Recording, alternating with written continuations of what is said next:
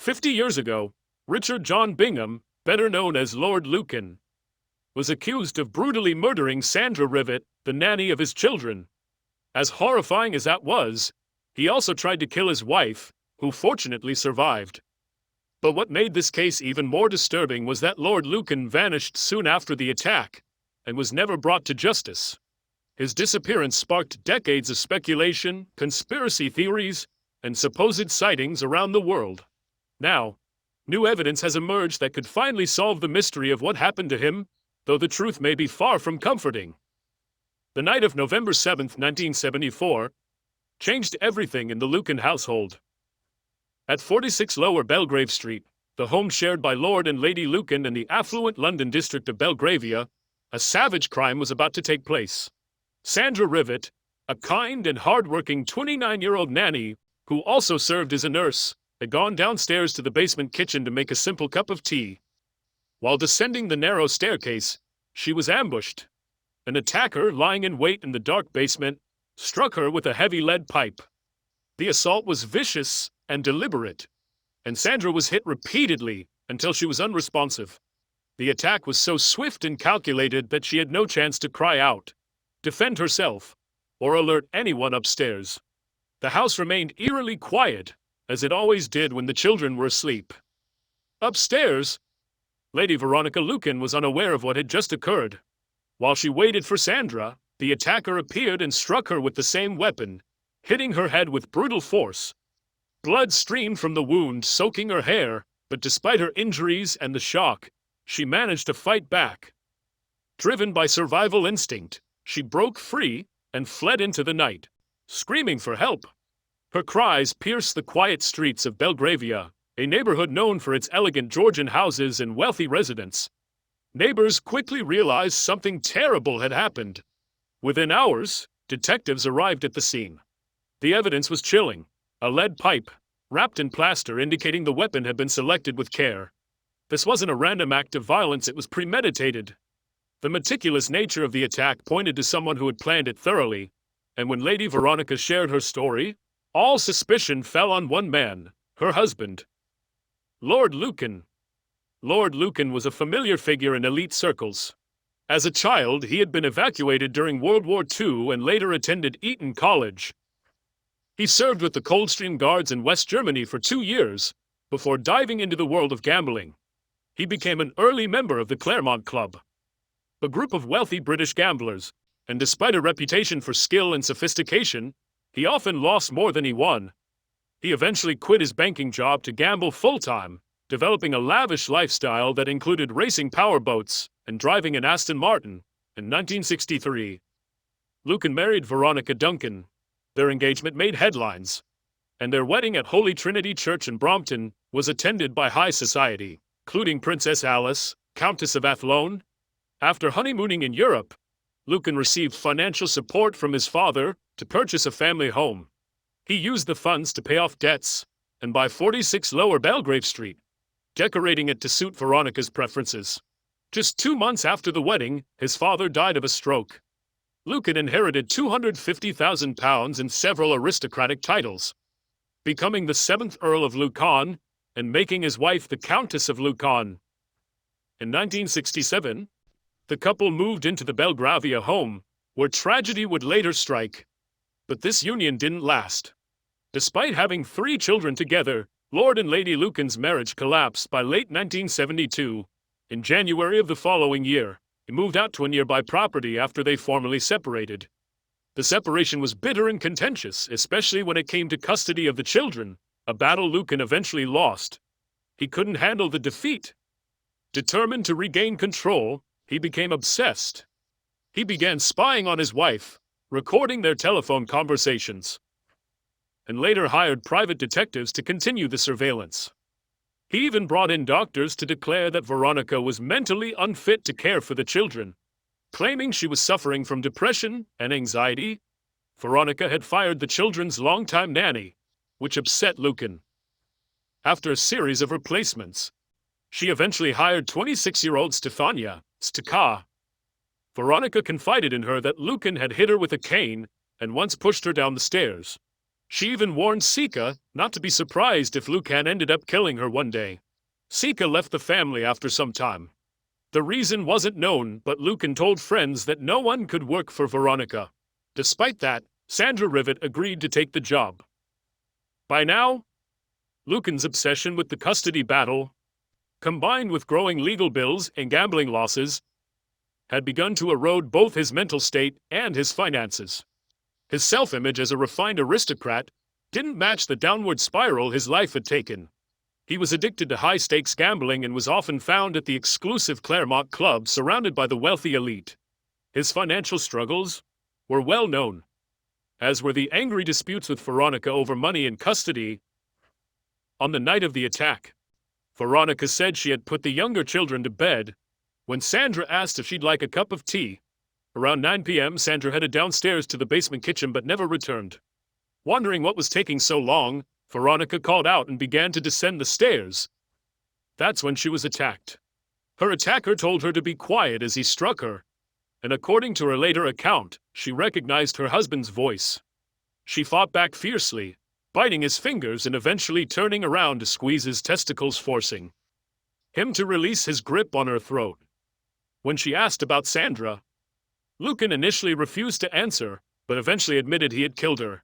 In an attempt to calm him and buy herself time, Veronica told Lucan that she could help him escape, on the condition that he stayed in the house for a few days while she recovered from her injuries. Believing her, he went upstairs to check on their daughter and then moved into one of the bedrooms. When Veronica lay down on the bed, he asked her to put towels down first to avoid staining it. He also asked if she had any barbiturates, and went into the bathroom to get a wet towel to clean her wounds. Seizing the opportunity, Veronica fled the house and ran to a nearby pub called the Plumber's Arms. Realizing she had escaped, Lucan left the scene and went to the home of Melleen Floorman, the mother of one of his daughter's school friends. This was around 10 p.m. Floorman had received a confusing phone call shortly before, and when she reached the door, the visitor had already gone.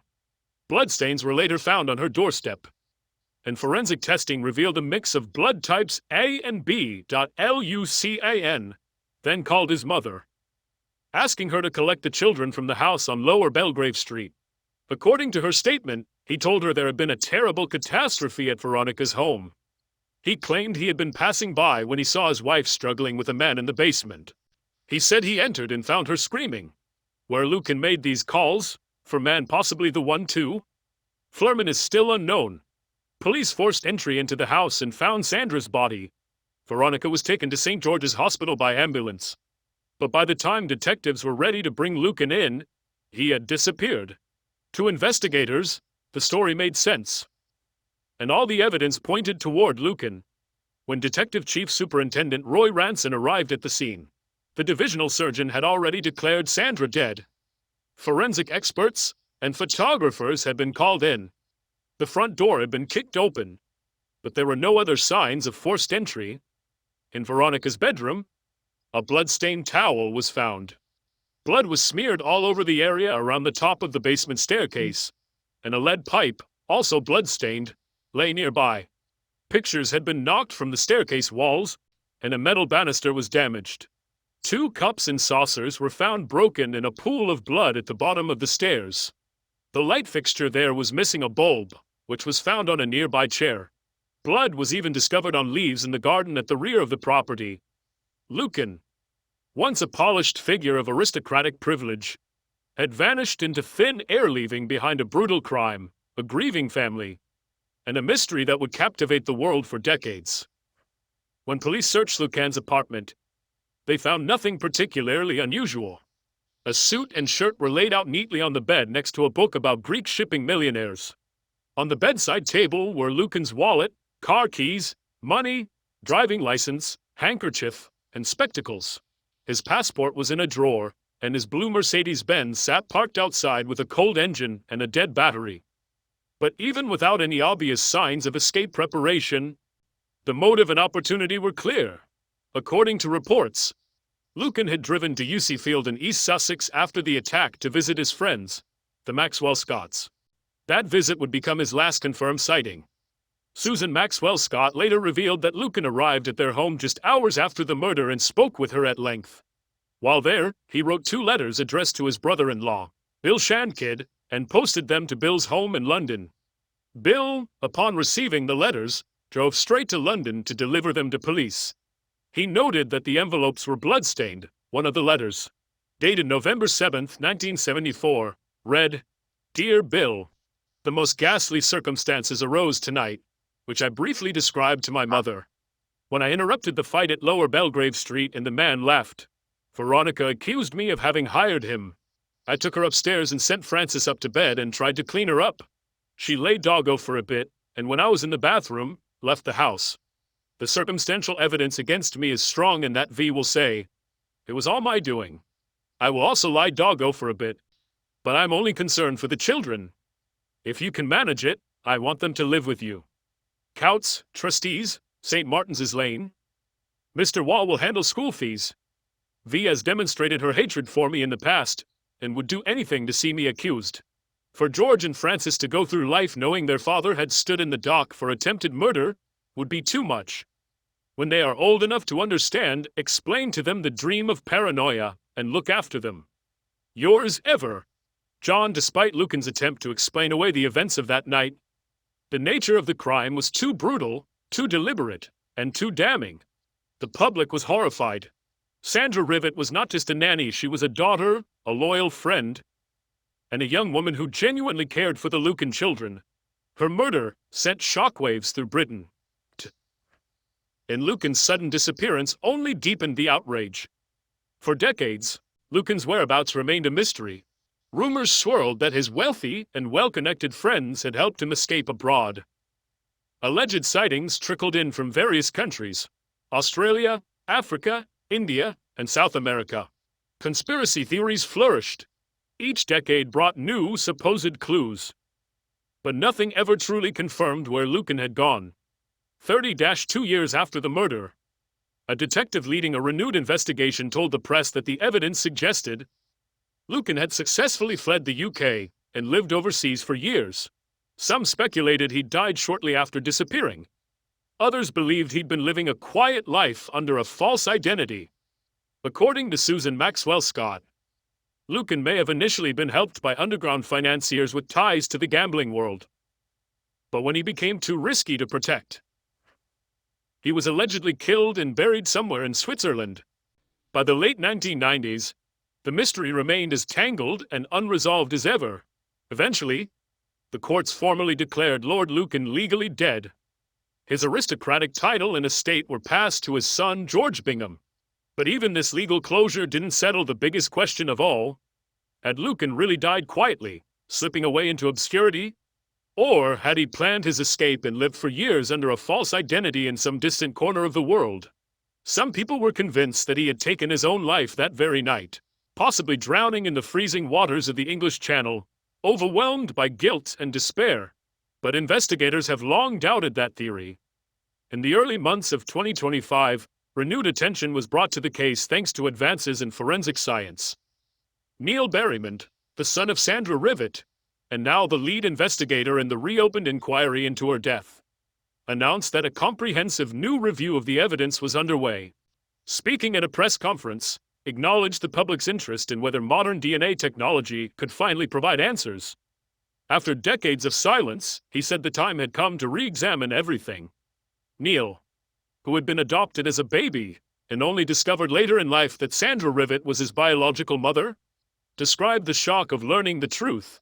He recalled the anger and disbelief he felt upon learning that his mother had been brutally murdered while working as a nanny in a household that was supposed to be safe. That discovery changed everything for him.